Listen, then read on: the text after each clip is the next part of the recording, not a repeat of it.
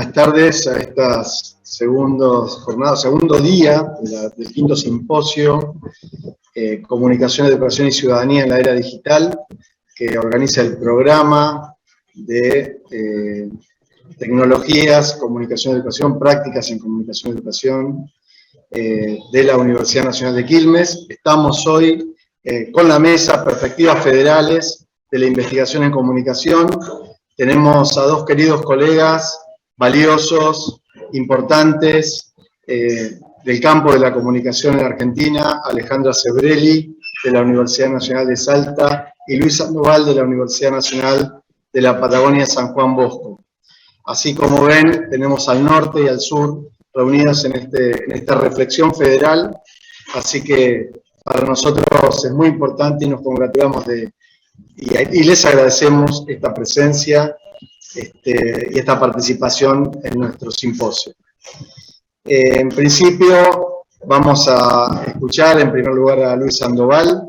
Luis Sandoval, además de ser profesor e investigador de la Universidad Nacional de la Patagonia San Juan Bosco, es doctor en comunicación por la Universidad Nacional de La Plata, es un querido investigador con enorme participación y trayectoria en la red de carreras y facultades de comunicación de la República Argentina, RedCom. Bueno, en principio vamos a escuchar de Luis y luego voy a presentarla a Alejandra. Muchas gracias. Bueno, buenas tardes a todos y a todas. Muchas gracias, Alfredo, por tu generosa presentación.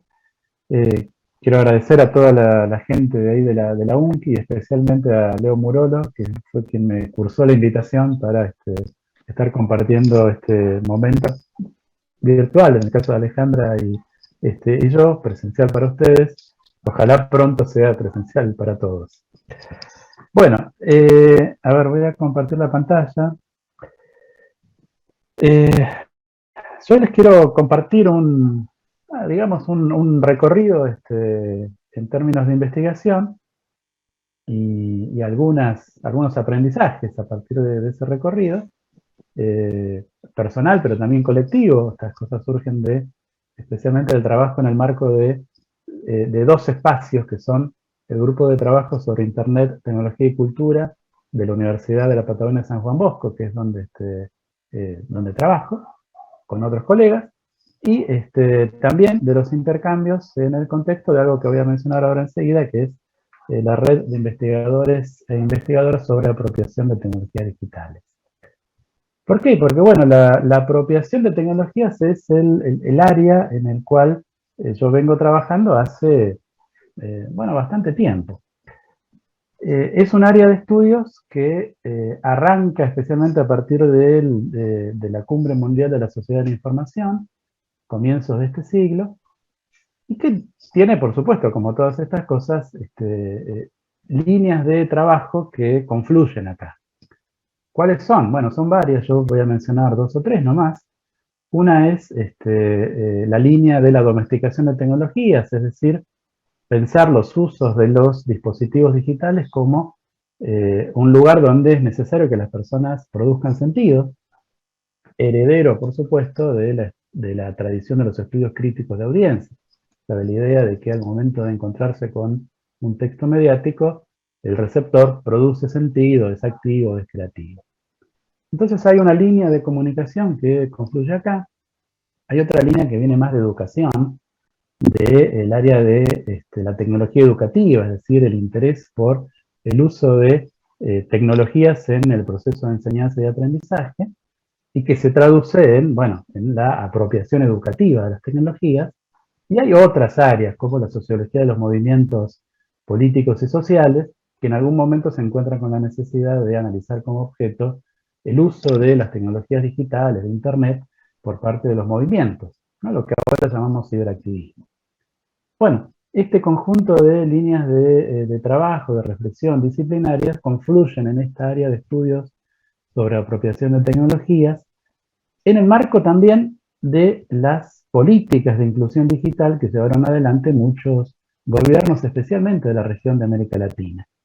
Y esas políticas, si bien se planteaban objetivos que eran sociales y políticos, la inclusión digital, al anclar como ámbito institucional en la escuela, pensemos por supuesto en el programa Conectar Igualdad como uno de los ejemplos más acabados de estas políticas, bueno, necesariamente también tenían un correlato en términos didácticos y pedagógicos. En 2016, fruto de toda esta cosa, se crea la Red de Investigadores sobre Apropiación de Tecnologías Digitales, que reúne, más que nada, aunque no exclusivamente, investigadores del Cono Sur de América Latina. Y ahí, bueno, si uno repasa los 4 libros que la RIAD va publicando hasta ahora como libros colectivos, bueno, uno puede encontrar estos orígenes disciplinarios, la necesidad de favorecer un abordaje inter o transdisciplinario que cuesta desarrollar, por supuesto, y también uno puede encontrar que la apropiación, por lo menos en términos iniciales, está muy focalizada en el momento del uso de los dispositivos o de la tecnología. Y en algunos casos hay una asimilación entre uso y apropiación, aunque también hay discusiones respecto a la necesidad de ampliar el foco a una cosa más integral, a abordar un proceso más complejo que termina en el uso, pero que no se reduce a él. Bueno, hay varias propuestas al respecto. Voy a mencionar solamente la de Susana Morales, una investigadora importante en esta área, que ya propone lo que llama una visión paradigmática de la apropiación de las tecnologías o un paradigma de la apropiación. Mi propia propuesta, o sea, la contribución que yo hago a ese debate, es proponer una idea de lo que llamo ya no la apropiación, sino el proceso de apropiación de una tecnología definida, como señala acá el slide, como el proceso histórico en el cual un ingenio técnico, hardware, software o conjuntos complejos de ambos, pasa de la inexistencia a ser incluido en la cotidianidad de personas y grupos, para lo cual deben atravesarse un conjunto de fenómenos socioculturales y condensarse una multitud de sentidos.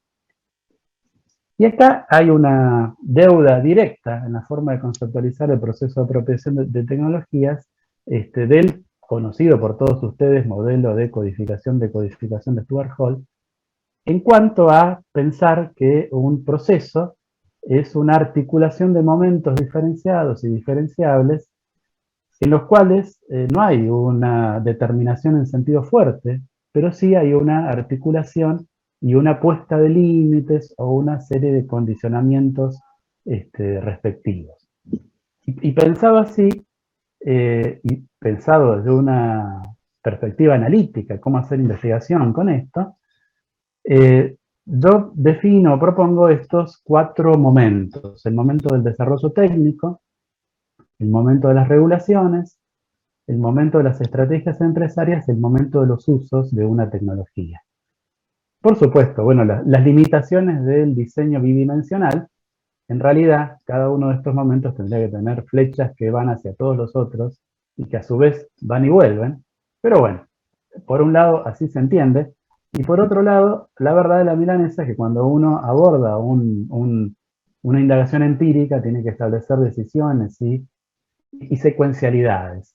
Y la secuencialidad más obvia es arrancar por el desarrollo técnico e ir pasando por los otros momentos del proceso. Y así, en realidad es como yo hice, en parte en alguna cosa individual, porque tiene que ver con mi tesis de doctorado, en algún proyecto de investigación colectivo también, para el caso específico de el proceso de apropiación de la telefonía móvil en Argentina. Y qué hay que tener en cuenta acá. Aclaro que ese es el objeto origen del modelo, y que después eso introduce un sesgo que también me interesa discutir con ustedes en términos de qué cosas hay que modificar cuando uno piensa en otras tecnologías. Bueno, primero arranquemos por el desarrollo técnico, donde las cuestiones a tener en cuenta es que si bien los ingenieros y los diseñadores crean cosas nuevas, pero no lo hacen desde la nada, sino que lo hacen en el marco de un sistema económico, político, ideológico muy determinado, muy agresivo, que es lo que Sadin llama el liberalismo digital, y donde las desigualdades y las diferencias entre países, entre clases, entre fracciones sociales, van quedando sedimentadas en el mismo diseño de los dispositivos. Los estudios de construcción social de la tecnología nos enseñaron que hay interacción entre diseñadores y grupos sociales relevantes, pero esos grupos son reclutados entre las personas que están cerca de los laboratorios de investigación y desarrollo, o entre grupos muy específicos, como pasa con los diseñadores, los desarrolladores y las aplicaciones de estas. Entonces, para la mayoría de los usuarios, para la mayoría de los países, los dispositivos es como que de alguna forma vienen dados. Y esto hay que tener en cuenta que no estamos hablando de una cosa marginal. Estos son los últimos datos que suministró la UIT, que son de hace 3 años en realidad, pero bueno, no creo que... si cambió, no cambió para menos, seguro que cambió para más. El mercado minorista de telecomunicaciones implicaba el 2,3% del PBI mundial, solo el minorista, hay que agregar el mayorista, el mercado específicamente financiero y una serie de cosas más. Y de esto, la telefonía móvil suponía un monto de 859.000 millones de dólares por año. O sea, estamos hablando de aspectos centrales del capitalismo actual, no de cosas marginales. Bueno, teniendo en cuenta todo eso, pasamos al segundo momento, que es el de las regulaciones. Las regulaciones son múltiples, pero interesan especialmente las regulaciones que pueden establecer los países, ¿no? Los marcos regulatorios estatales, que modulan los diseños, que establecen criterios, establecen habilitaciones, abren puertas o cierran puertas, y eso va a condicionar las posibilidades de apropiación de una tecnología, la van a acelerar, la van a demorar. La capacidad de intervención de los estados es variable de acuerdo a las tecnologías y típicamente es más importante cuando la tecnología en cuestión tiene que ver con el uso del espectro radioeléctrico. Cuando no tiene que ver, bueno, la posibilidad de intervención es un poco menor. Pero además hay que tener en cuenta que los estados no son los únicos que intervienen regulando. Por ejemplo, es un gráfico que propone la CEPAL en un informe sobre Internet de las Cosas de hace 6 años. Acá está limitado a las intervenciones de tipo estatal o multilateral, pero ya acá parece que hay determinados aspectos del desarrollo tecnológico que se regulan en ámbitos que son o supranacionales, o que son nacionales, o que incluso abarcan también ámbitos subnacionales. Y además de esto hay que tener en cuenta las regulaciones que establecen, por ejemplo, las organizaciones de estandarización, los consorcios de estandarización, donde intervienen empresas, intervienen gobiernos, pero los gobiernos de los países periféricos mucho menos, y las regulaciones de facto que establecen los grandes jugadores, como las empresas GAFA, que en la medida en que definen cosas, como por ejemplo la manera de intervenir o de agregar una app a sus tiendas, bueno, están definiendo un estándar de facto que después condiciona todo lo otro. Entonces, las regulaciones son múltiples. Las regulaciones que están en posibilidad de los estados nacionales son particularmente interesantes, podemos decir, aunque sabiendo que no son las únicas. Tercer momento, el de las estrategias empresarias. Acá una primera por ahí salvedad, es decir, algunas tecnologías tienen desarrollos y formas de adopción que no pasan tanto por empresas privadas. A mí me interesaba la telefonía móvil en Argentina, desde su inicio en el año 89 está marcada por el desarrollo privado. Entonces ahí lo que tenemos son empresas que, condicionadas por las regulaciones y condicionadas por los desarrollos técnicos, buscan, por supuesto, su objetivo de maximización de la ganancia. Y para eso desarrollan estrategias múltiples, hacen muchas cosas, pero hay una cosa particular que es interesante, y es que hacen publicidad. La publicidad se articula centralmente con esas estrategias. Ahí en la pantalla está un libro que sacamos con nuestro grupo de investigación el año pasado, y la contribución mía es un análisis detallado de spots publicitarios de las operadoras de telefonía móvil en Argentina desde el año 89. Y ahí uno ve, bueno, una serie de cosas, pero lo que ve es que hay toda una propuesta respecto a cómo hay que usar los teléfonos móviles, a para qué sirven, de qué manera se tienen que incorporar a la vida cotidiana.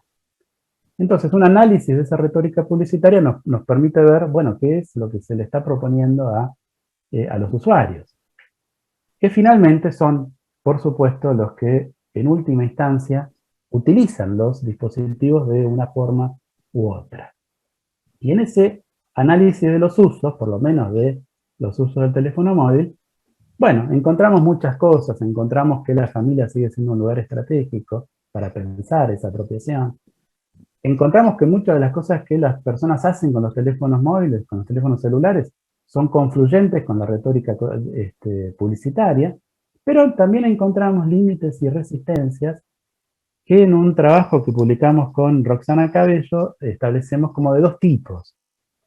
La austeridad tecnológica y la reticencia al uso excesivo, lo mencionamos porque en muchos de los entrevistados adultos que nosotros, con los cuales charlamos, bueno, nos encontramos que había resistencias en cuanto a no embarcarse en comprar el último dispositivo y el más caro, porque eso se veía como algo que no correspondía, y también el rechazo a ser visto como un adicto al teléfono celular.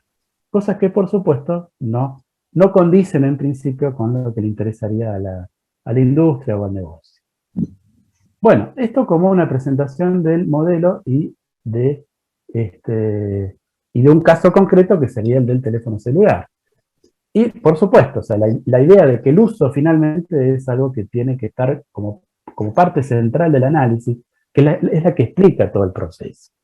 Es decir, hay que focalizarse finalmente en el uso más allá de traer a colación, de analizar, de tratar de indagar en todos los otros eslabones, todos los otros momentos. Ahora bien,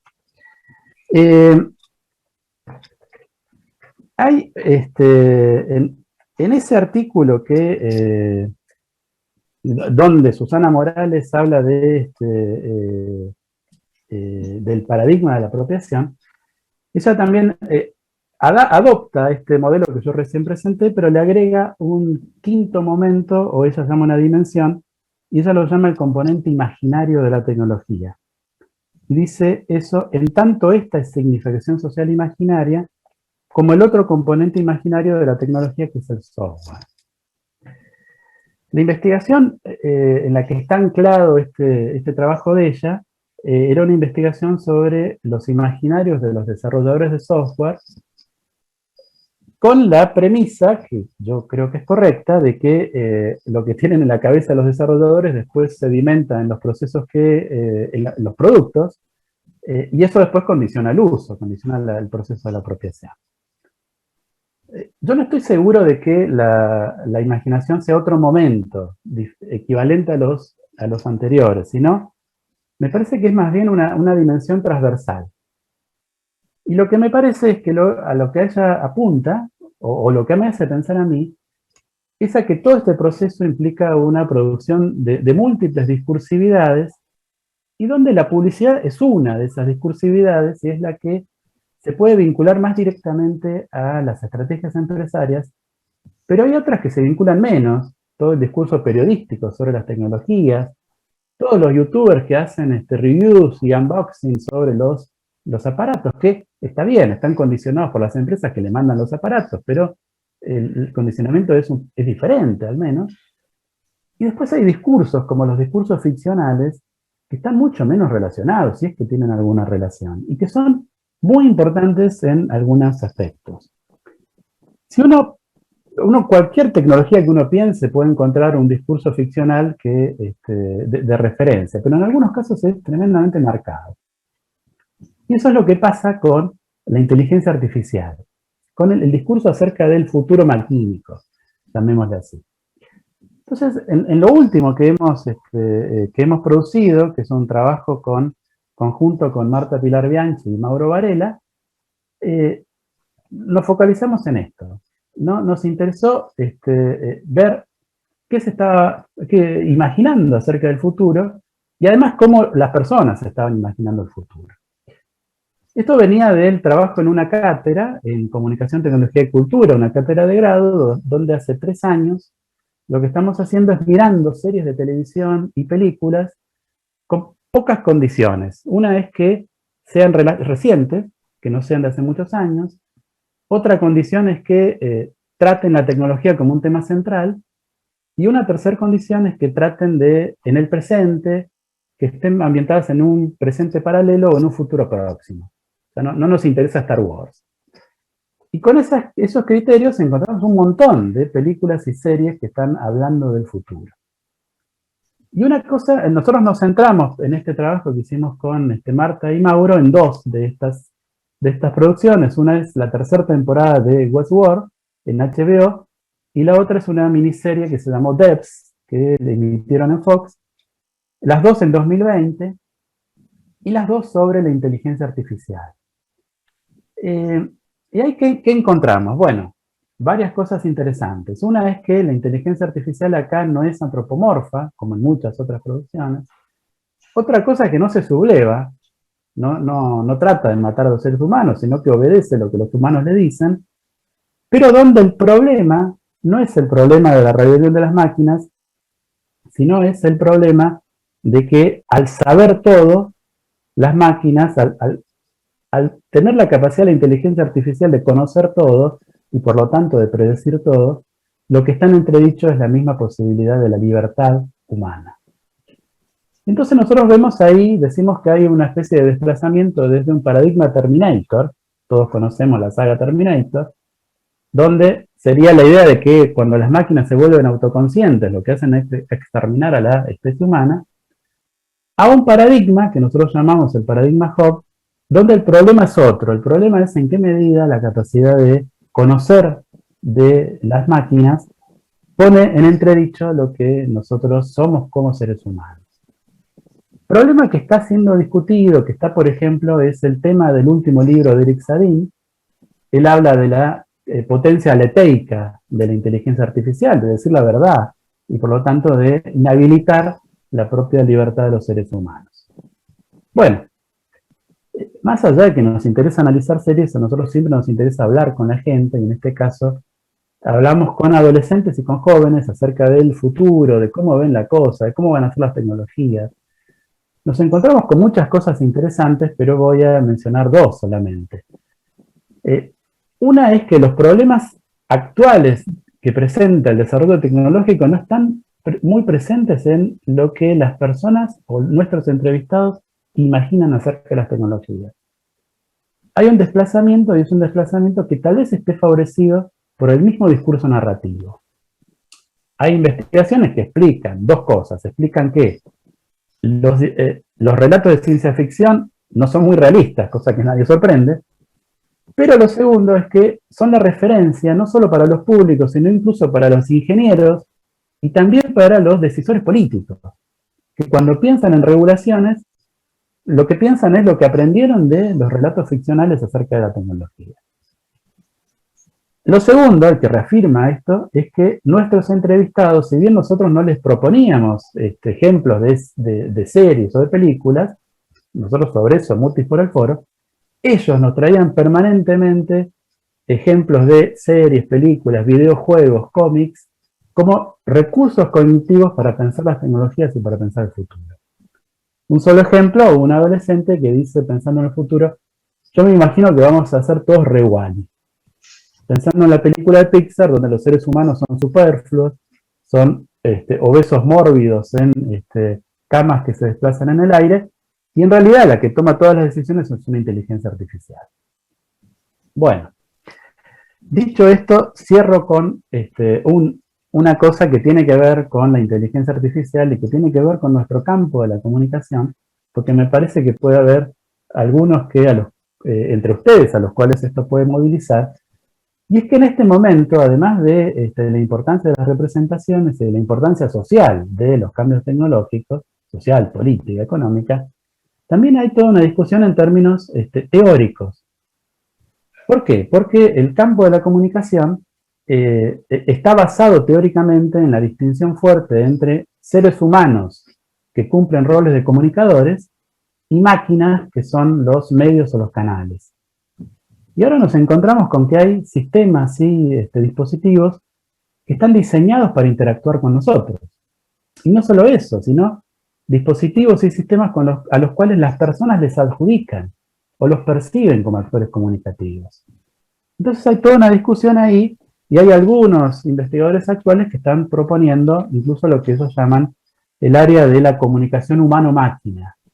Andrea Guzmán es una investigadora en esta línea y ella lo que propone es un área que trabaje, fíjense lo que dice, los procesos de creación de sentido entre humanos y máquinas.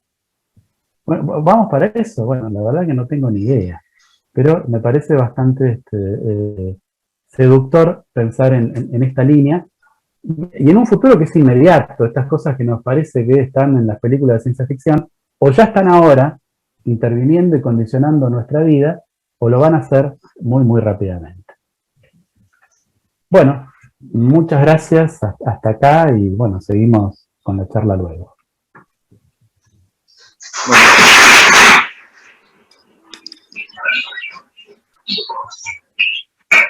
Muchas gracias, Luis. Muy, muy valiosa tu intervención. Luego vamos a trabajar seguramente vamos a volver ahí. Bueno, les voy a presentar a Alejandra Sebrelli. Alejandra es también una investigadora fundamental del campo de la comunicación en Argentina. Es doctora en Humanidades por la Universidad Nacional de Salta. Y así como es muy querida y muy conocida en Argentina, es fundamental en el norte argentino, es la gran figura de la investigación en comunicación en el norte y gran hacedora de una patria fundamental que se construye ahí con ideas de comunicación. Así que muchas gracias, Ale, te escuchamos. Bueno, antes de empezar, gracias. Gracias a Nancy, gracias a Leo, gracias a vos, porque es demasiado elogioso, y gracias a Luis que, bueno, aprendí un montón. Precisamente no es mi área de experticia la tecnología, para nada. Yo les voy a charlar otra cosa. Te voy a pedir, por favor, Alfredo, que si me excedo, yo puedo cortar, alargar, me digas, porque no quiero dar lugar al diálogo. No sé cuántos minutos habrá Luis, pero preferiría no hablar mucho más, y yo soy capaz de hablar un montón. Así que vos ves que estoy llegando, me decís, me cortás. No alcanzo a leer el chat, así que me decís, corta, y te quedan 2 minutos, cerrá, yo no me voy a ofender. Bien. Vamos a pasar a un campo completamente diferente. Bien. Yo vivo en una frontera cultural, entonces, perdón, se me fue al fondo.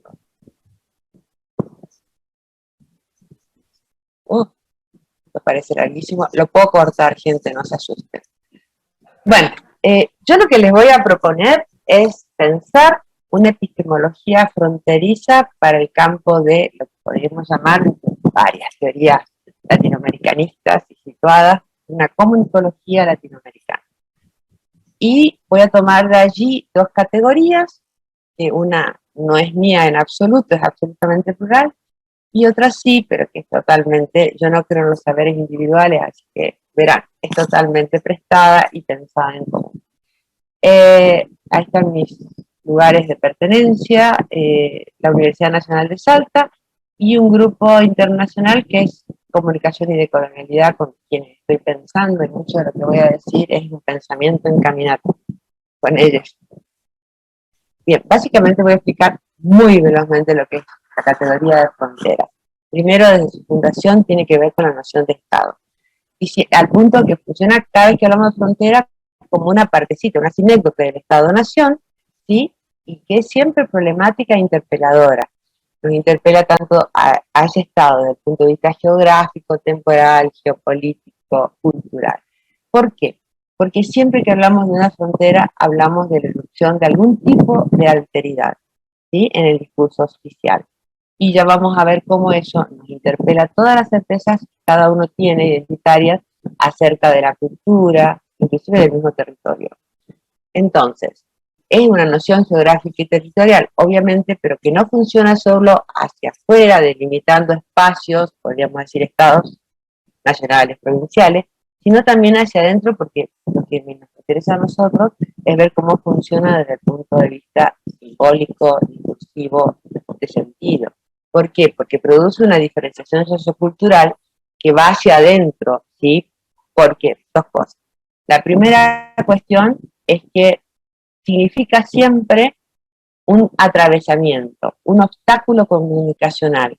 Y ese atravesamiento que lo voy desarrollando tiene que ver con un esfuerzo, con ponerle el cuerpo y un esfuerzo de traducción. Y cuando hablo de traducción no estoy hablando solamente de traducción, por ejemplo, como en el caso, si llego a darlo, entre wichí y español, sino de universos culturales muy diferenciados y además con una distancia jerárquica entre sí, marcado por los campos de interlocución nacionales o locales, que son aquellos espacios que están dichos, en lo no dicho, pero que los conocemos, esas regulaciones de quién puede hablar, desde dónde, cómo, cuándo, quién no puede hablar y si habla no tiene escucha.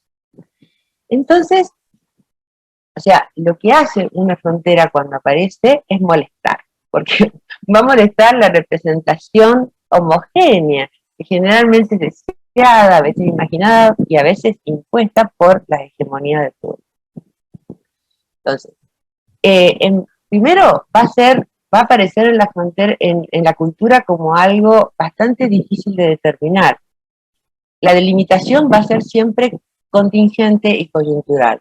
Entonces, si aparece una frontera funcionando, es un índice de que las interacciones de comunicación son o, si ustedes quieren, pluriculturales, en algún sentido.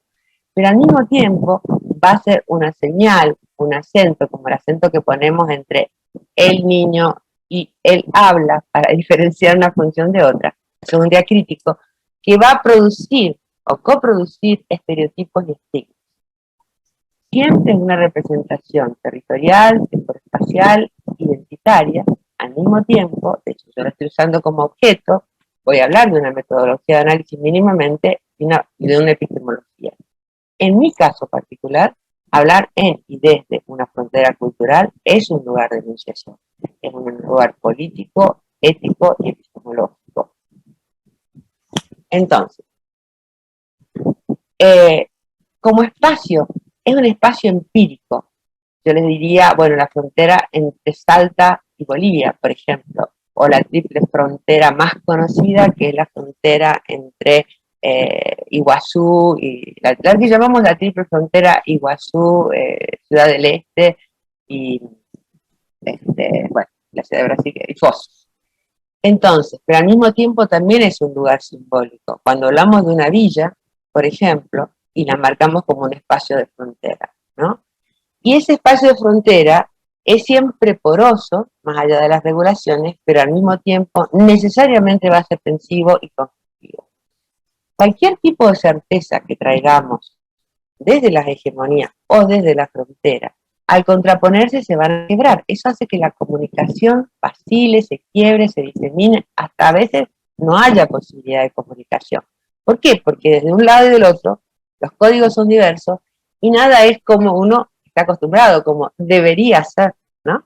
Menos corresponden a las leyes y regulaciones con que la nación se rige o los discursos y las prácticas oficiales.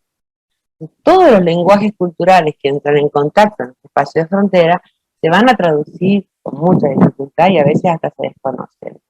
Entonces toda la comunicación se va a volver quien trabaja en territorio me va a entender, con lugares y poblaciones y grupos que están puestos en una situación de vulnerabilidad y alteridad, se va a volver un complejo proceso de traducciones vacilantes, muchas veces incompletas, y dejan a veces la comunicación en un cono de sombra.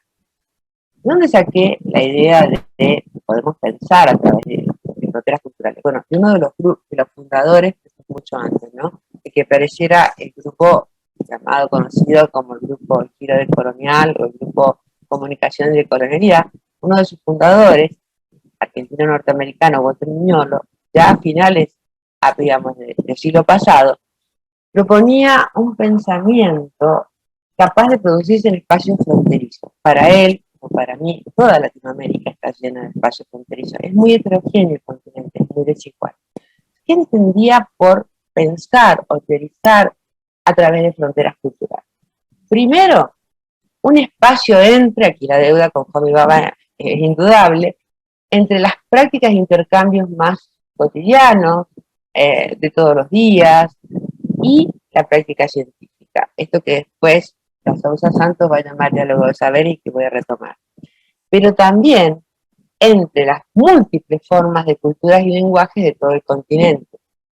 Y lo más difícil para nosotros, que somos académicos, es entre los saberes que estamos generando nosotros, lugarizadamente, aquí, desde un lugar, y para explicar situaciones totalmente lugarizadas, como por ejemplo la violencia y la muerte de niños Wichí en el norte, ya es una matanza, ya es un genocidio, por hambre en Salta, es una cuestión muy puntual, muy lugarizada, pero para eso se necesita ir y volver de los saberes que están generándose en nuestro lugar, en nuestro país y en nuestro continente, con aquellos que se están generando y que están extremadamente canonizados en los centros de producción del poder estatal y global. La petición de elaborar una epistemología fronteriza para el campo de las ciencias sociales y humanas no es mía, es el grupo de la colonialidad y modernidad al que ya me referí, y se orienta a decolonizarse, a deconstruir una situación fundante que nos atraviesa, una matriz cultural fundante que nos atraviesa de la colonia, que Quijano llamó colonialidad del poder, Lander llamó colonialidad del saber, Maldonado Torres, un filósofo, colonialidad del ser, y nuestro Torrico Villanueva, que es comunicólogo, colonialidad incomunicación, es decir, una forma de colonialidad de la posibilidad de comunicar.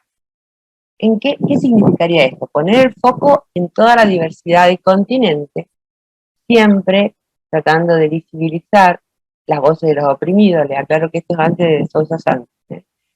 Y además generar un pensamiento que no tenga un solo tópico, sino sea pluritópico, capaz de humanizar la reflexión sobre los pueblos condenados a la no existencia, de archivar y valorar experiencias comunicacionales múltiples.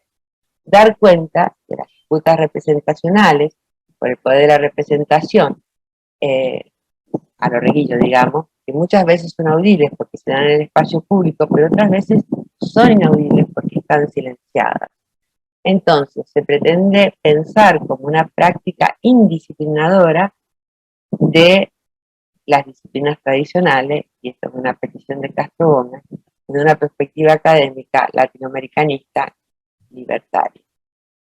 Bueno, vamos a ir pasando. ¿Qué significa construir un pensamiento lugarizado? Un pensamiento lugarizado es aquel que es capaz de, primero, focalizarse en un lugar y en unas condiciones de producción determinadas, ¿sí? Pensando en las categorías propias, para romper, y aquí me va a demorar un poco, los binarismos y las estructuras eurocentradas. Si nosotros pensamos en que vamos a visitar Argentina con un mapa de Francia y vamos a poder recorrerla, ustedes me van a decir, pero esta propuesta es re loca. Bueno, pero pregunto, ¿no es lo que hacemos, por ejemplo, cuando aplicamos indiscriminadamente, y voy a hablar de un filósofo que amo, admiro y leo, como Foucault, toda su teoría del poder, de la biopolítica, del cuerpo, sobre qué? Sobre la historia de Francia. ¿Qué tiene que ver la historia de Francia con la historia de Argentina o de Latinoamérica? Nada. Entonces, aplicarlo indiscriminadamente es una forma de no poder leernos de nuestras propias categorías. Esto nos recoloniza. Y lo que hay que hacer es decolonizar. Sobre todo pensando que el modelo eurocentrado y moderno es extremadamente binario. Es dulce. Los binarismos, por ejemplo, blanco, negro, indio, blanco, hombre, mujer, etcétera, civilización y barbarie, nombrando los más frecuentes, cuando no son una cuestión simbólica, no son una cuestión solamente de una matriz que funciona en los discursos, esto impacta directamente sobre las prácticas. y implica tanto formas de comunicación violenta y simbólicamente violenta, como efectos violentos que pueden llegar al exterminio, a la guerra, al genocidio, sobre aquellos que han quedado del otro lado del binarismo, del lado negativo del binarismo, de aquellos que no somos nosotros, nosotras, quienes estamos en el poder.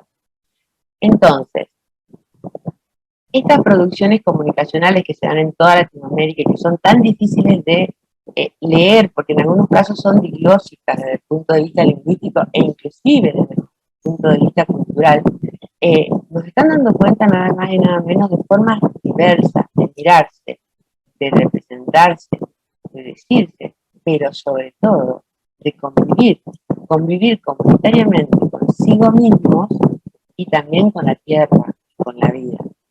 Entonces, esta epistemología nos permite incorporar, obviamente, discursos y prácticas mediáticas y no mediáticas, pero situadas en cualquier punto del tejido sociocultural sin obliterar los conflictos. ¿Por qué? Porque vamos a estar analizando constantemente la puja distributiva comunicacional. Si pensamos que en realidad, dice Escobar, la puja distributiva no es solamente económica ni política, es fundamentalmente simbólica. Obviamente se da en toda instancia de comunicación. Por eso es que Reguillo habla de la disputa por el poder de la representación. Funciona estas teorías como una red abierta, como una caja de herramientas conceptual, que va a articular saberes teóricos, tanto nuevos como viejos, ancestrales, novedosos, canónicos y no canónicos, pero siempre sin negar la diferencia entre unos y otros. Y tiene algo que es propio de la frontera. Las fronteras están en las periferias de las hegemonías, ¿sí? La hegemonía se caracteriza por la repetición. Por eso es que toda representación, todo modelo de mundo que sale de una hegemonía es monotópico y parece lisito como un azulejo. Es fácil de aprender, es fácil de entender. Ahora, esto tiene muy poco que ver con la vida social, porque no es así, en general es muy heterogéneo. Si yo repito, ¿qué novedad voy a tener? Las novedades solo vienen de la periferia, solo vienen de las fronteras. Es decir, que si queremos renovar un pensamiento en un mundo en explosión como este, voy a acudir a una película al título de una película muy famosa que es La Tierra Tiembla, una película italiana de la década de 50, La Tierra Tiembla, y que las mujeres feministas lo usamos bastante. Bueno, la Tierra tiembla, y miren cómo nos tembló y cómo nos está temblando ahora. Y las categorías que venimos repitiendo, ¿nos sirven? Esta es la pregunta. No hay que volver a repensarlas, no hay que volver a reinventarlas. ¿Cómo vamos a reinventar repitiendo lo mismo de hace un siglo o de medio siglo atrás? Lo dejo ahí. Por otro lado, nos posibilita construir un pluriverso. Un pluriverso puede definirse, esto de Escobar, así lo conocen a esta frase, porque es de los zapatistas, en un mundo donde quepan muchos mundos, que es lo contrario del modelo colonial, que es un mundo hecho de un mundo, que implica todas las formas de colonialidad. Entonces, al mismo tiempo, nos pone en tensión y articulación la racionalidad eurocentrada y moderna, de la que no nos vamos a escapar demasiado nosotros, como académicos y académicas, pero con un sentipensar. La categoría es del colombiano Orlando Falforda, y significa, en realidad, literalmente pensar desde el corazón. Pero es pensar con todo el cuerpo, con toda la experiencia. Fíjense que la modernidad ha como separado la espiritualidad, la ha mandado a ciertas instituciones, la experiencia a ciertas disciplinas, pero parece que no podemos pensar con todo el cuerpo, con todos nuestros sentimientos. ¿No es acaso así como tomamos nuestras decisiones más importantes en la vida? Lo más importante es que esta forma de sentir y pensar es propia de estos sectores marginados que, pese a toda la represión, la marginalidad, la alteridad, etcétera, la estigmatización, no han dejado de imaginar y de entretejer mundos otros. Esto que Catherine Walsh llama gritos en las grietas, y que es el objeto de su investigación. Creo que a esta altura termina el tiempo. Entonces, podemos pensar algo. Esto es, estoy hablando de una propuesta que no es solo mía. ¿Ya me queda nada? Ale, correte un poquitito hacia atrás porque se empasta. pero además ya vas 20 minutos, te digo para que sepas. Bien. Entonces, corto. Pensar en diálogo, y voy a llegar aquí nada más y voy a pasar después al último. Voy a pasar 2 de estos. Pensar en diálogo y caminata tiene que ver con el grupo Comunicación y Decolonialidad, que casualmente también viene trabajando en la I desde 2016 al 22. Somos muchos investigadores, pero el núcleo pequeño es bastante estrecho, somos 8 los que seguimos pensando, editando libros y estas cosas. Entonces, bueno, esto lo voy a sacar, me preguntan con qué líneas estamos dialogando, pero básicamente con las teorías clásicas de la comunicación de América Latina y la epistemología de comunicación más reciente, pero también con los estudios sobre comunicación comunitaria, popular y alternativa que nos están señalando precisamente esta frontera. Entonces, voy a darles algunas categorías que hemos venido elaborando, no solo, sino a partir de todas las participaciones de los ponentes en el grupo GI de Comunicación y Decolonialidad. Es decir, nosotros hemos ido pensando, tratando de transformar, de sanar la herida colonial de la comunicación para transformar la comunicación en algo realmente democrático e inclusivo. Esta categoría de epistemología fronteriza y situada para la comunicación, una que me voy a demorar un poquito más, porque es de Víctor Rico, que es la categoría de incomunicación como otra forma de colonialidad, versus alternatividad comunicacional, es decir, la posibilidad de una matriz nueva epistémica, polifónica, articulada, capaz de replanteos políticos y normativos para la sanación del campo de la comunicación, y esto es lo más importante, la elaboración de nuevos estatutos de escucha hacia aquellos que vienen silenciados. La idea de saberes articulatorios, saberes corpovivenciales y la idea de las palabras en caminata, del pensamiento en caminata, que tiene que ver con cuando vamos, en la categoría de mujeres mapuche, cuando vamos caminando en conjunto, tenemos un objetivo común, pero tenemos distancias, ritmos diferentes, y vamos juntos hacia ese objetivo, pero manteniendo la diferencia. Ese sería un pensamiento en camino. Entonces, desde aquí yo me planteo y les planteo a ustedes, ¿qué significa, pensando en todo lo que dije de frontera velozmente, investigar en y desde una universidad nacional que está situada en una frontera cultural? Bueno, para mí implica necesariamente tomar esta opción de colonial y pensar en la producción de estos saberes localizados, articulatorios, porque no es solo un diálogo de saberes, sino que mantienen la diferencia, que son novedosos precisamente porque se producen en una periferia, ¿sí? Nos posibilita pensar nuestras propias prácticas académicas, no solo de investigación, sino también de educación, como una ecología de saberes, donde este tipo de saberes, que son siempre coyunturales, que siempre necesitan una revisión, se dan casi por necesidad. Y la única forma de hacerlo es lo que estamos haciendo Luis y yo, es decir, en redes comunitarias, en algunos casos virtuales, en otros presenciales, lo más amplia posible. Es decir, esto que yo estoy llamando teorizar a través de fronteras culturales. Esto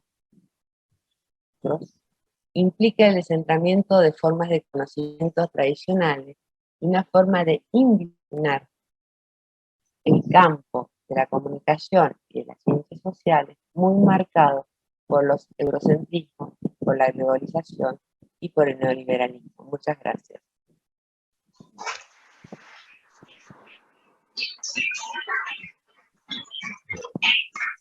Bueno, primero quiero agradecer a todas las personas que escribieron y saludaron de distintos lugares del país, siguiendo la transmisión en vivo, así que muchas gracias.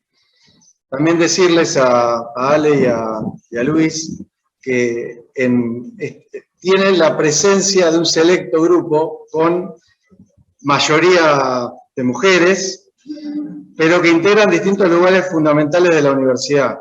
Es decir, tenemos a Nancy, que es la secretaria de posgrado, Daniel, que es el director de Ciencias Sociales, tenemos a Marina Gergich, que es la factotum de nuestro trabajo vinculado a todo lo que es la inmersión en la imagen, tenemos a la subsecretaria de Comunicación de la Universidad, a la responsable de la mención comunicación de la maestría en sociales, a la directora de la maestría en comunicación digital audiovisual, a la secretaria de posgrado y algo más que no me acuerdo qué, María Valdés, de la Universidad Nacional de las Artes, porque tienes a Leo Murolo, que hoy es el director de la editorial de la universidad, a toda la gente de UNQTV, a Claudia Villamayor, que se presenta por sí misma, es decir, María Eugenia Facio, que también es una gran comunicadora de la ciencia, es decir, tenemos un selecto grupo acá, atentos, y por supuesto van a tener su intervención. Alejandra Nicolosi, que acaba de presentar el libro sobre ficción en la televisión estatal en Argentina, hace un ratito, en este simposio. Bueno, es decir, también decir que el enfoque teórico epistemológico que presentó Alejandra, seguramente Luis lo tiene claro, porque Luis es un profesor titular muy reconocido de teoría de la comunicación, así que él sí puede hablar un poco más de lo que vos dijiste, así como vos dijiste que no entendías o no trabajabas tanto la tecnología, él sí lo trabaja, o sea que no puede disimular su pertinencia ahí. Bueno, así que vamos a dar espacio para los que quieran y las que quieran preguntar. ¿Están acá o en el chat? Alfredo, por suerte este detalle lo diste después de que hablamos, y no antes. Sí, No eso nos sí. daba miedito. Mucha otra gente, directores de carrera, directoras de carreras, o sea, todos tienen su tarea, su dedicación, y todos trabajan en este programa de investigación que dirige Nancy, donde hay más de 130 personas, ¿no? Becarios CONICET, becarios SIC, hacemos una lista, podría decir de cada uno, varias responsabilidades tienen a la vez, ¿no?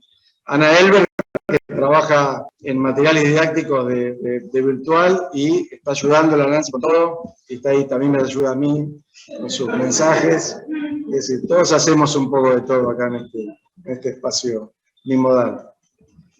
Estudiantes del doctorado, de ciencias sociales de acá de la universidad, de comunicación, también tenemos representantes de la Agencia de Noticias Científicas, que es algo reciente, que largamos el lunes, y estamos muy contentos de haber largado esa Agencia de Noticias Científicas, y esperamos que, además de la universidad, las otras universidades también, noticias científicas, nos brinden información, y esperamos para poder desarrollar información y noticias, así que estamos también contentos con eso.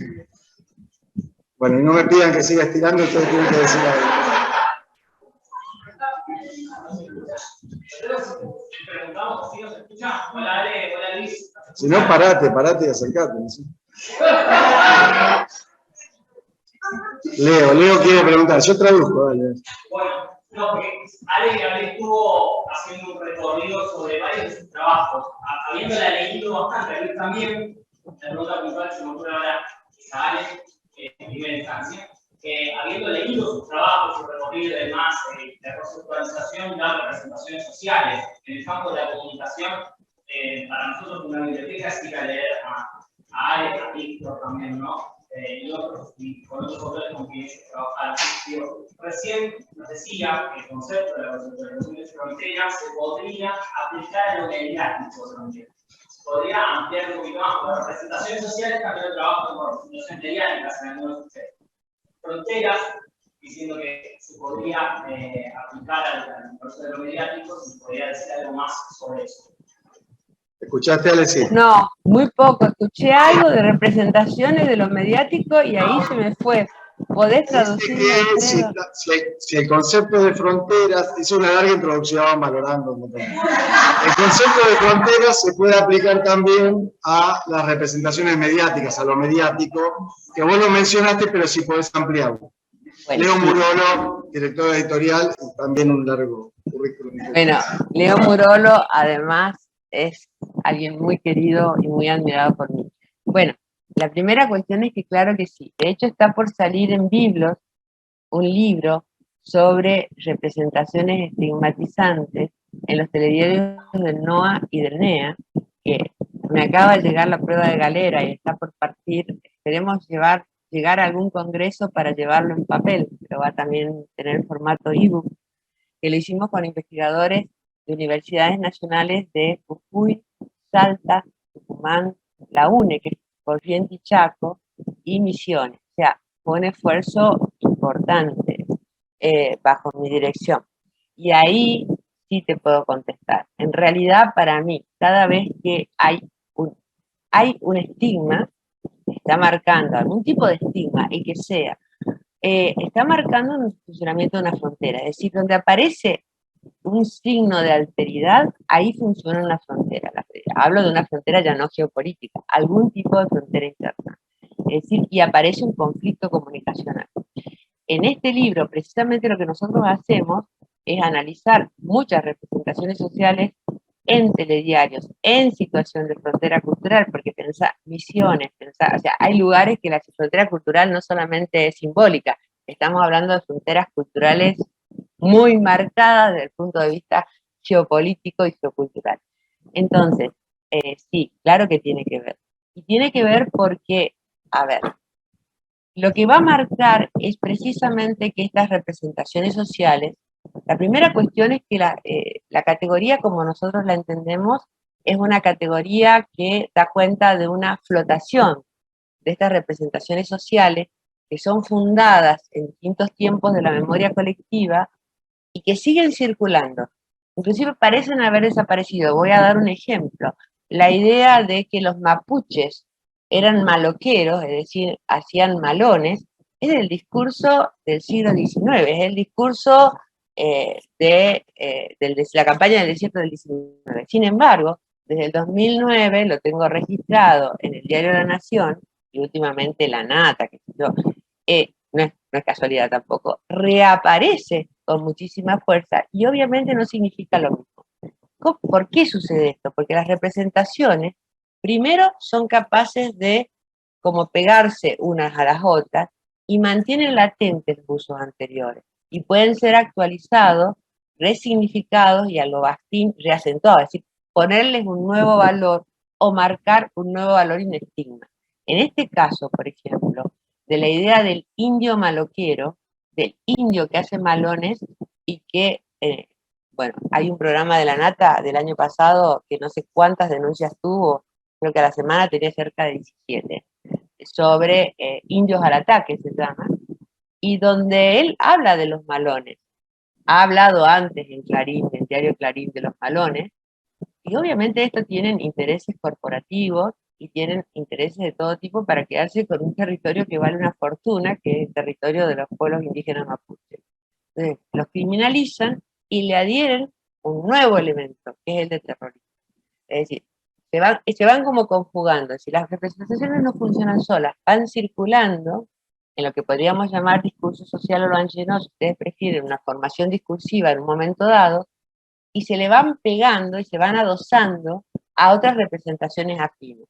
Nosotros pensamos en la representación del indio, por ejemplo, que viene desde la colonia, que no tenía alma, vuelve a aparecer en los medios. Y vuelve a aparecer en los medios como si fuera un criminal, como si fuera un objeto, como si fuera... ¿Por qué? Porque el tratamiento es de objeto.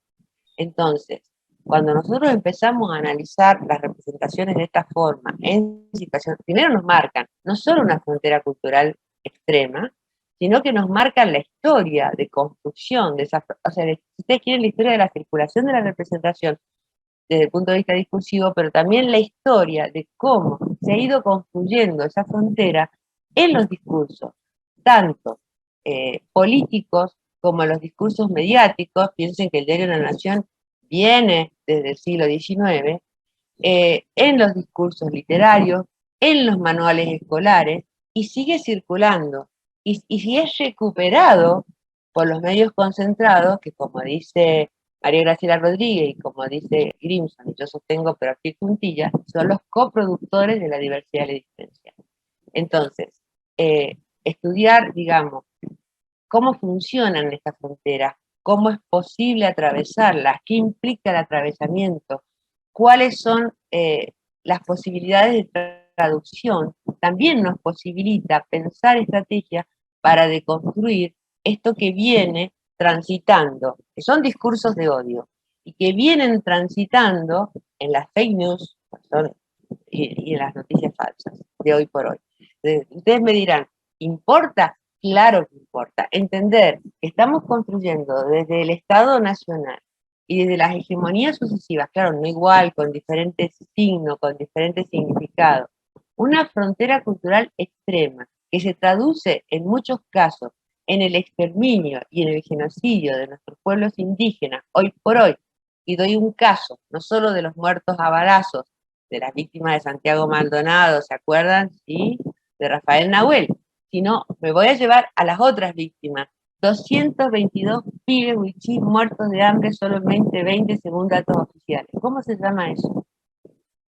Entonces, si no nos damos, estamos construyendo, sosteniendo, naturalizando fronteras internas que se traducen en esto que yo decía, formas de pensamiento binario, nosotros los otros, blancos, negros, etcétera, nunca vamos a tener no solo una comunicación democrática, no vamos a tener un país realmente democrático e inclusivo. Yo creo que sí tiene, por lo menos para mí tiene todo que ver. Gracias, Leo, por la pregunta. Infinitas gracias. Yo quisiera agregar una cosita, además de suscribir todo lo que Alejandra dice con mucho más conocimiento y mucho más claro, quisiera señalar que hay que mantener un ojito también en la ficción, además del discurso informativo, ¿no?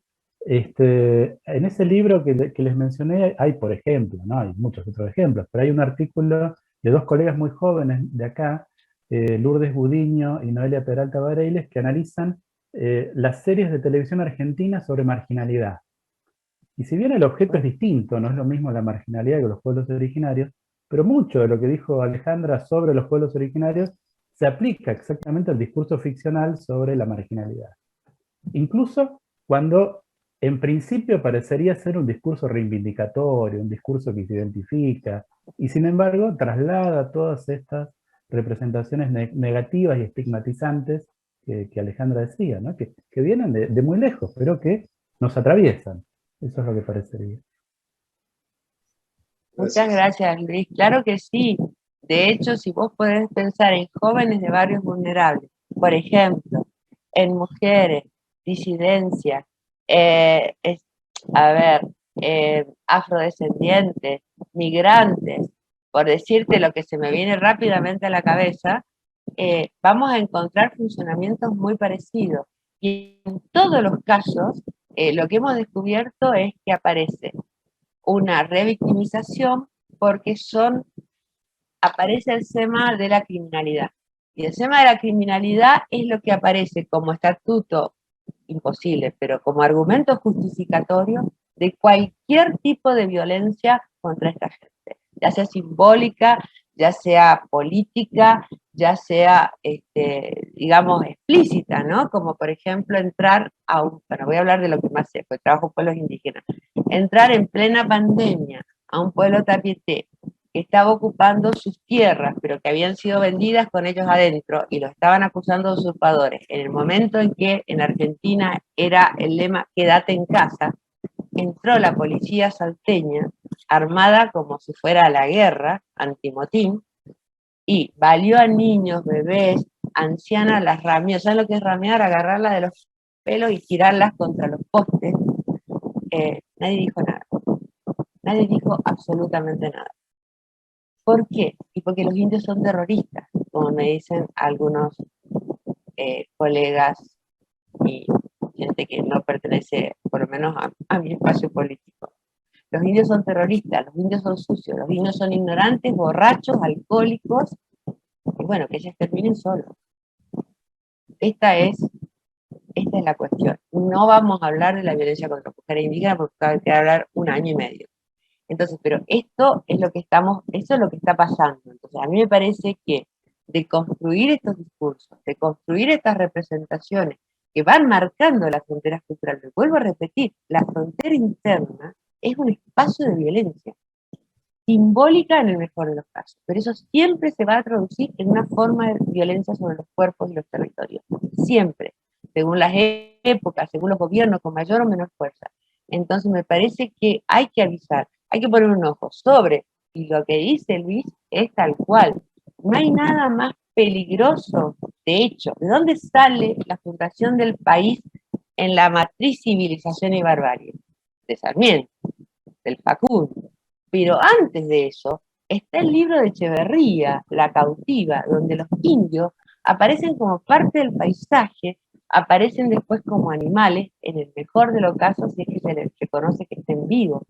Y ese libro circuló en todas las escuelas normales, y yo he tenido en mis manos un manual que hasta antes del primer peronismo enseñaba que en lo que antes era un territorio nacional, donde ahora está el Chaco y Formosa, había flora y fauna. Adivinen qué había entre la flora y la fauna. Indio. Entonces, si nosotros, claro que hay que revisar, Luis, urgente que revisar. ¿Y qué cosas le damos a leer a nuestros niños?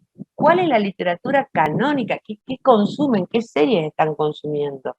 El trabajo que vos estás haciendo sobre series, me parece sobre ciencia ficción y distópica, me parece maravilloso, lo quiero leer, porque además yo las consumo, a mí me gusta.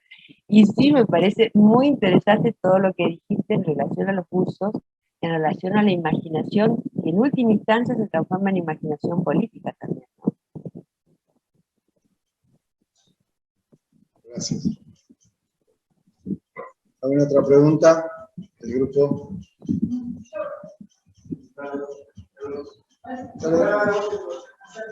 Acércate un poquito, Juli. Sí.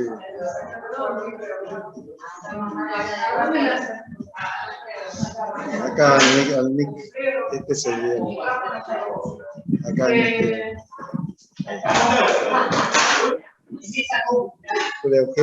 No, dale. Esto es como muy flashero, perdón. Pregunta. Bueno, nada, yo no salgo en plano.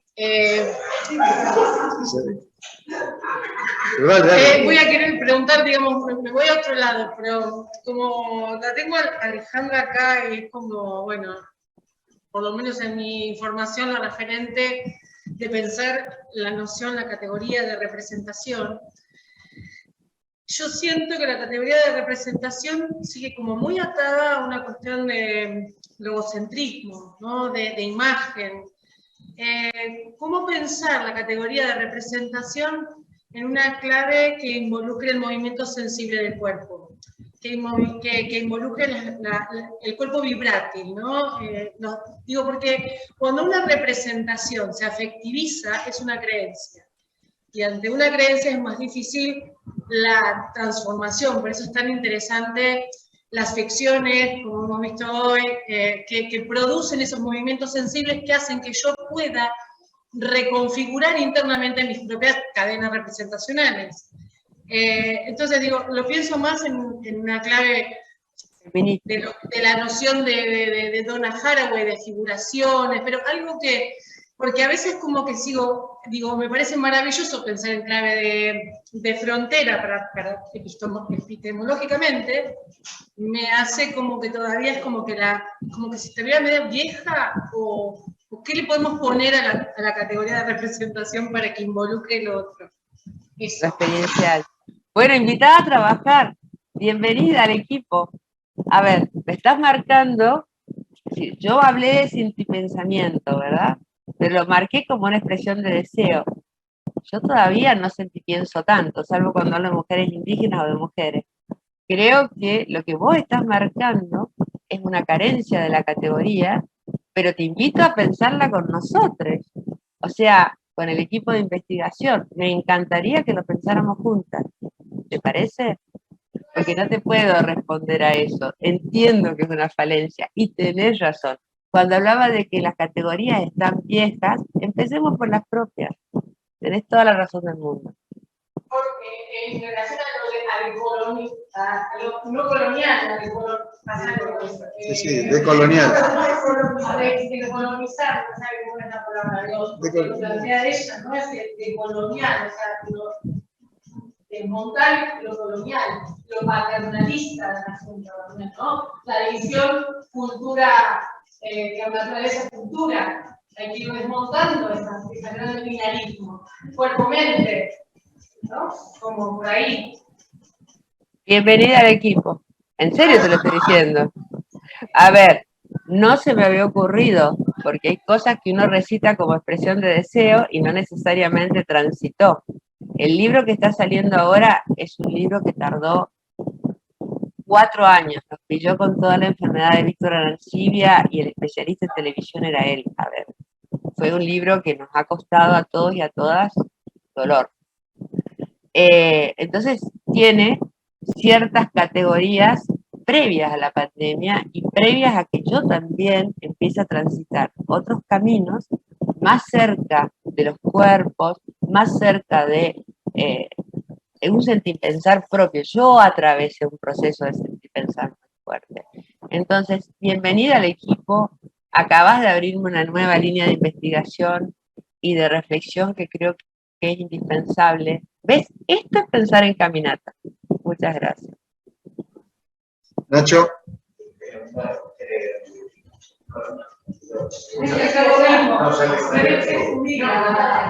Ahí está Nacho.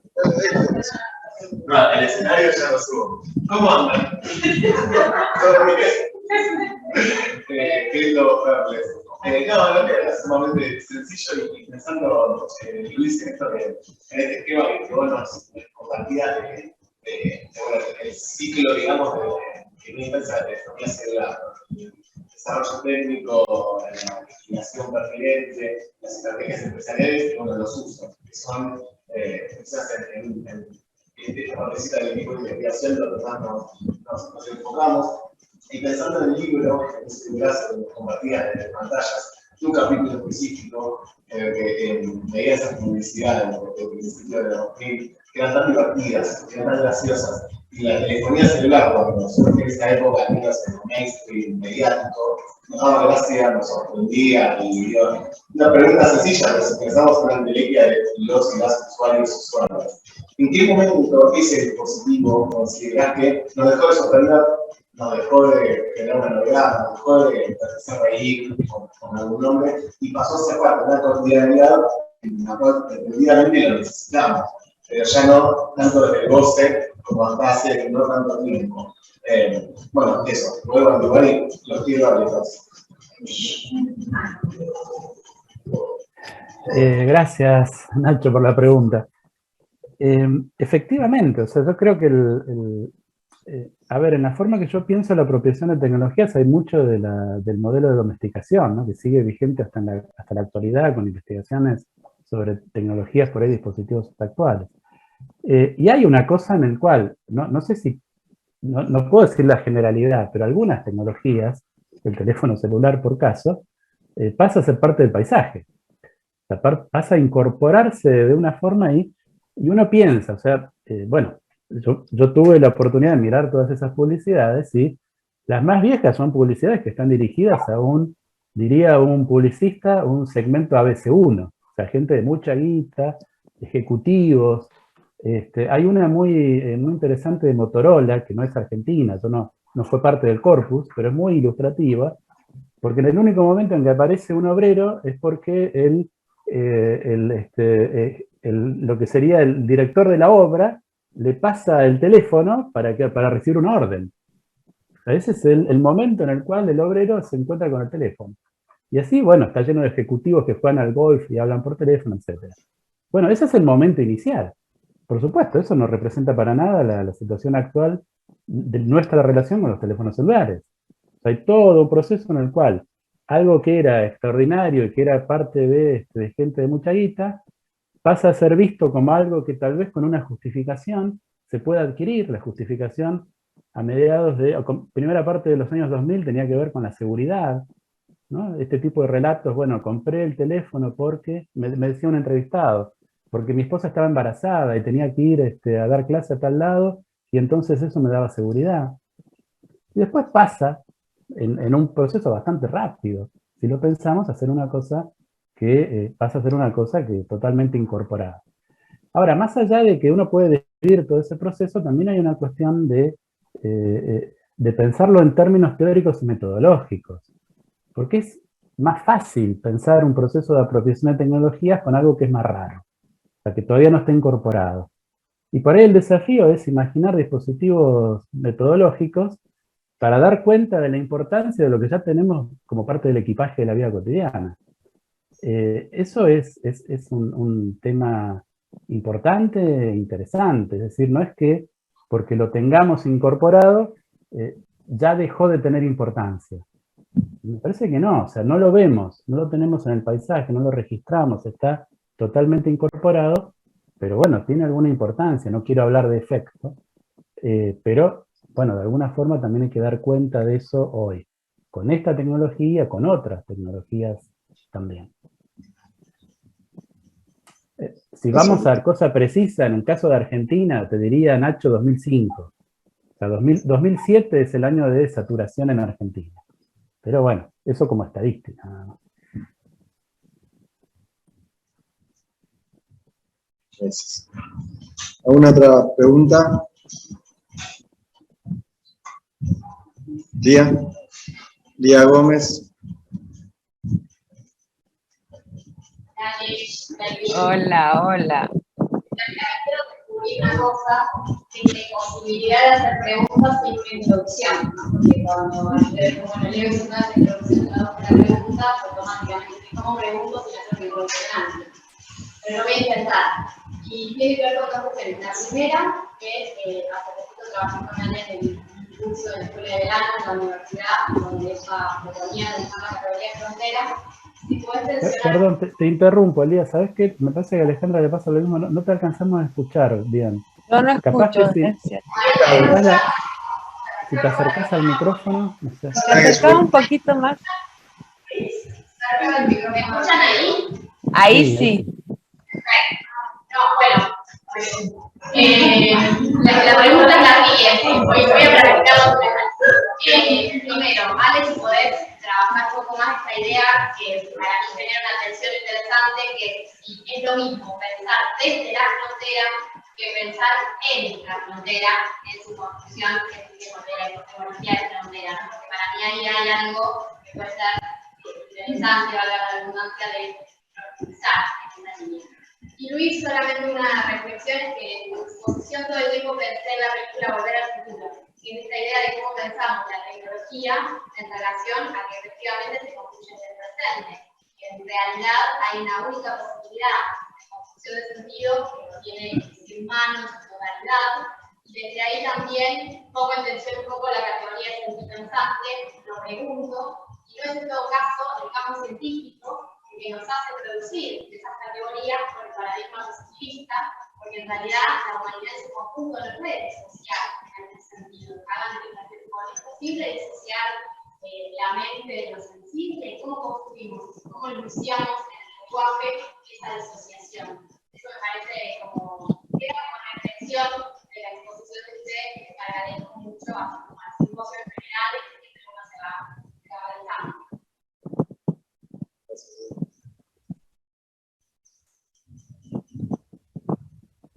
Que hable Luis. No, yo de dos cosas. Una sobre la referencia a Volver al Futuro. Hay una cosa y es que es como que se retroalimenta, me parece. O sea, la ficción de anticipación prefigura después la manera en que pensamos el futuro, pero el futuro siempre es impredecible. Hay un caso muy, muy interesante que es, en 1995, Bill Gates presenta Windows 95, que en ese momento era el sistema operativo revolucionario para ti. Lo hace en un evento enorme de informáticos y de gente de la industria, y lo hace presentando un video que era una especie como de pequeña telenovela detectivesca, y la gracia es que la telenovela esa en algunos momentos paraba, interactuaba él, hacía preguntas a él y él hablaba. No era realmente interactivo, estaba preparado así nomás.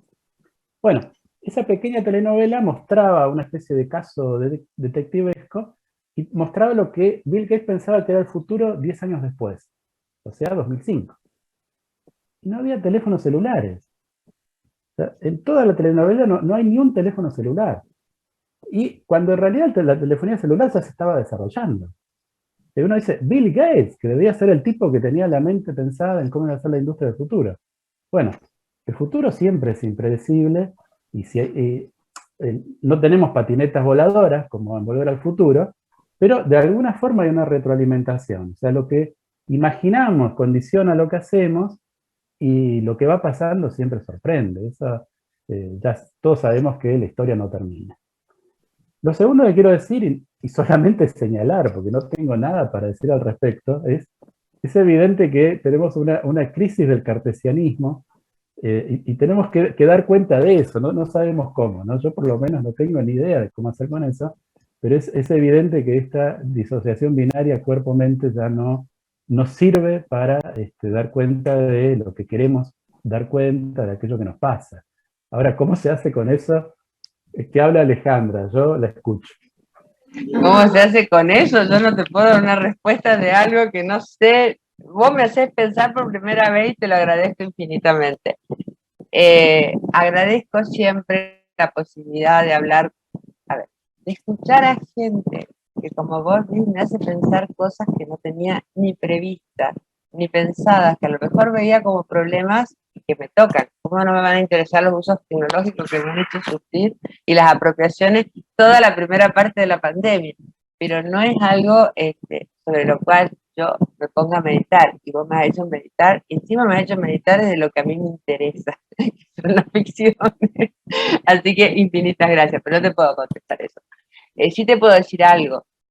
Según la semiótica de la cultura, vos solamente podés prefigurar un futuro parado en un presente que mira hacia atrás. Solamente. Entonces, es decir, cuando vos decís por ahí, hay anticipaciones sorprendentes, yo, algunas novelas, algunos textos de Ray Bradbury que parecen prefigurar el futuro, lo que hacen esos textos es tener la mirada, diría Angelo, tener la oreja parada para escuchar precisamente lo que se dice en la frontera. Y es eso lo que se está diciendo en las fronteras y casi inaudible, es eso lo que se extiende al futuro y por ahí se acierta. Yo no puedo responder esa pregunta porque no la podría hacer.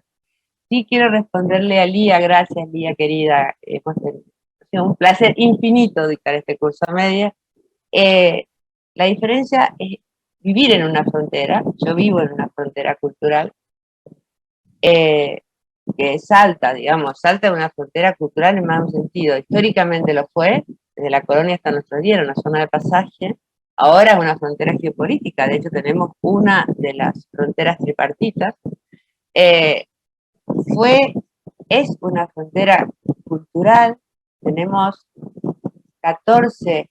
9 reconocidas y 14 naciones indígenas en la provincia, que es la más alta el número de poblaciones indígenas en relación al número de habitantes, y entonces yo puedo pensar acá, porque vivo en Salta y pongo, qué sé yo, escribo cualquier paper y pongo Salta la fecha de hoy, ¿sí? Eso es pensar en, ¿sí? Yo puedo pensar en Buenos Aires, puedo pensar en Londres y va a dar lo mismo el pensamiento, porque simplemente estoy fechando y colocando un lugar, como si escribiera una de las viejas cartas o de nuestras notas administrativas. Salta, hoy es 17 de marzo del 2022. Eso, una especie de geolocalización, pero que no dice nada más que eso. Punto. Temporoespacial. Eso, una localización temporoespacial. Pensar desde una frontera cultural implica un esfuerzo de lugarización, un esfuerzo de pensar desde mis cosmovisiones, es decir, mirar el territorio antes de construir el mapa. Cuando estoy empezando a construir el mapa teórico y, digamos, categorial, empiezo a ver de dónde tomo. Cada cosa que tome voy a tener que ver que está siempre localizada. Siempre los saberes son menores, diría Foucault. Siempre están localizadas. Entonces yo tengo que relocalizarla en nuestra propia cosmovisión y en relación al objeto. Eso implica trabajo. Eso es también un esfuerzo de traducción.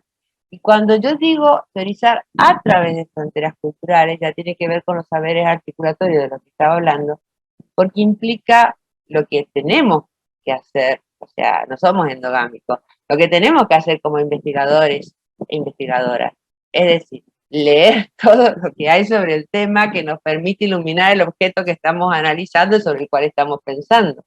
Es decir, eso no significa que yo no voy a leer nada en inglés, no voy a leer nada en francés, ni en... No estoy diciendo eso. O porque se haya creado uno de los centros globales, entonces yo ya no leo más porque no. Yo tengo que leer todo aquello que necesite para iluminar el objeto que estoy investigando. Y eso va a significar una travesía, por eso de la travesía. Primero, porque yo para entender la cosmovisión tengo que escuchar los discursos locales y lo que llaman los antropólogos categorías nativas. De hecho, sentipensar es una categoría nativa coloquial. Desde ahí la voy a ir elaborando, la voy a ir nutriendo. Ahora con lo que me dice la compañera, con la que sí o sí, por favor, pásenme el correo para que nos comuniquemos, con lo que me está diciendo la compañera, tengo que pasarla por todas las nuevas teorías del cuerpo, pensando en Butler básicamente, pero no solo en Butler. Entonces, a ver, me parece fundamental lo que me marca la compañera en relación a la teoría de las representaciones sociales. Pero eso no significa que no vuelva a lugarizar. ¿Qué nos pasa en la Argentina? ¿Qué pasa en Buenos Aires? ¿Qué pasa cuando no solo es Buenos Aires, es La Plata? Es que no da igual. Hay siempre una pequeña variación. Hay siempre. Porque en realidad esto está relacionado con las cuestiones de poder. Y no es lo mismo ser de Quilmes que de la UBA. No me digan que es lo mismo, porque no lo es. Ni les cuento lo que es ser de San Juan Bosco o de la UNSA. Es menos lo mismo. Entonces, siempre se está jugando una cuestión de poder y esto va marcando diversidad y diferencia en más de un sentido. Sin contar que hay memorias y tradiciones locales que también van marcando todo un imaginario, si ustedes quieren, no me gusta mucho esa categoría, pero sí, una cosmovisión particular que incide directamente en las memorias, en las narraciones, que son las que construyen mundos posibles, ¿no? En las prácticas, en los haceres y en los discursos, sean mediáticos o no sean mediáticos, sean ficcionales o no sean ficcionales. Gracias. Bueno, muchísimas gracias. Solo para aclarar, la compañera es Julia Augé, que es la directora de la licenciatura en Artes y Tecnologías de la universidad. Luego te vamos a pasar su contacto, Ale. Muchísimas gracias a ambos por tanta claridad, voluntad, compromiso para contarnos, para poner en situación las ideas, las reflexiones, la frescura de las reflexiones también, que están en proceso y eso siempre es atractivo y nos permite pensar y quedarnos con preguntas, que es lo más importante, ¿no es cierto? Muchísimas gracias. También decirles, mañana tenemos otra jornada, la última jornada del simposio. A las 12 vamos a tener la presencia de Cintia Ottaviano, que va a presentar el proceso del primer código de ética de la televisión pública en Argentina, que como sabemos cumplió 70 años, y también los invito y las invito a poder seguir a través de la web. Por último, decirles que este proceso de reflexión y de intercambio, estas ideas que nos presentan, nos gustaría también poderlas a tener presencialmente, cuando podamos avanzar y podamos hacer más cosas presenciales, y asegurarnos que todo el grupo que tenemos acá no se vaya ni a Salta ni a Comodoro, como para que podamos encontrarnos entre todos, ¿no? Bueno, muchísimas gracias. Gracias, señor rector, un honor. Gracias. Muchas gracias a todos y todas. Gracias, Luis. Un abrazo. No, gracias, Alejandra.